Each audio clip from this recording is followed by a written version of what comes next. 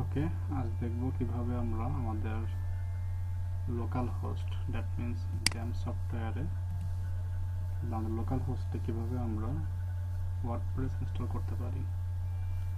তো এটা হচ্ছে xampp-এর কন্ট্রোল প্যানেল। এখানে অবশ্যই অ্যাপাচে এবং MySQL দুটাকে স্টার্ট করতে হবে।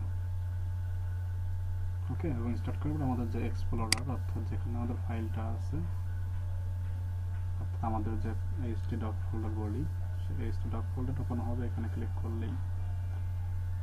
এটা হচ্ছে আমাদের xampp-এর ইনস্টল ফোল্ডার এবং এখানে htdocs এর মধ্যে যাব। এখানে গিয়ে একটা ফোল্ডার করতে হবে যে নামে চান, আপনার ইচ্ছা আমাদের ফোল্ডার নাম দিলেই হবে।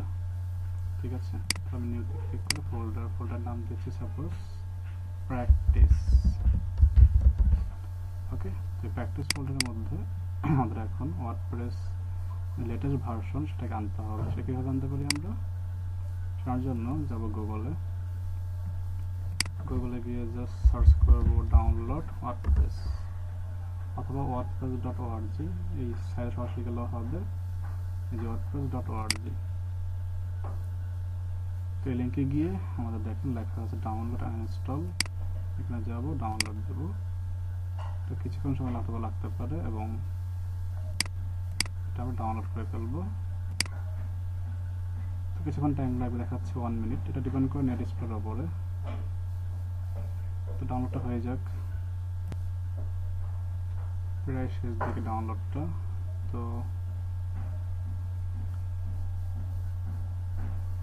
ওকে, ডাউনলোড প্রায় শেষের দিকে। ওকে, ডান হয়ে গেছে। তো ফোল্ডারটা ওপেন করলাম।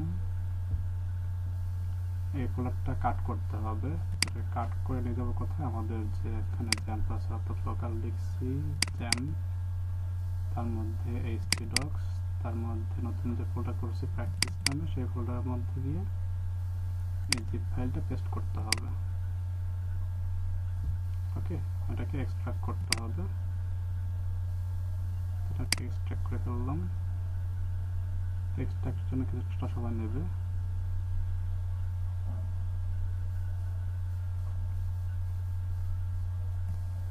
আমি ভিডিওটা কিছুটা টেনে দিচ্ছি যাতে দ্রুত হয়ে যায়, ভিডিওটা লং না হয়, সেজন্য আপনারা সম্পূর্ণটা এভাবে কমপ্লিট না করেন অপেক্ষা করবেন। ওকে, এটা আনজিপ হয়ে যাওয়ার পরে ফোল্ডার ভিত্তিক পাবেন। তো জিপ ফাইলটা যেহেতু আনজিপ হয়ে গেছে, দরকার নেই, এটা ডিলিট করে দিচ্ছি আমি। আর এখানটা দেখুন প্র্যাকটিস ফোল্ডারের মধ্যে একটা ফোল্ডার হয়ে গেছে। তো ফোল্ডার না রেখে এই ফোল্ডারের মধ্যে থেকে ফাইলগুলো আমরা কাট করে নিয়ে আসি। কন্ট্রোলে দিয়ে সিলেক্ট অল করলাম, দেন কাট করে নিয়ে চলে আসবে প্র্যাকটিস ফোল্ডারে, এসে এখানে পেস্ট করে দেব।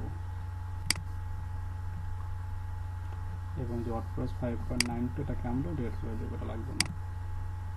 তো এই হচ্ছে আমাদের ফোল্ডারের মধ্যে কাজ। এখন যেটা করবো আমরা, আমাদের অবশ্যই xampp-এর কন্ট্রোল প্যানেলে অন থাকতে হবে। তো এই দুটাকে অন রেখে দিলাম। অ্যাপাচে MySQL যেটা অন হওয়ার পরে চলে যাবো আমরা আমাদের যে কোনো ব্রাউজারে। আমি যাচ্ছি গুগল ক্রোমে, সেখানে গিয়ে লিখব লোকাল হোস্ট এবং আপনার যে ফোল্ডার নাম দিয়েছিলেন, দ্যাট মিনস আমাদের দিয়েছিলাম এখানে, সেটা কি ছিল? আমাদের এখানে ছিল, এটার নাম কি মনে আছে আপনার? প্র্যাকটিস, তাই না?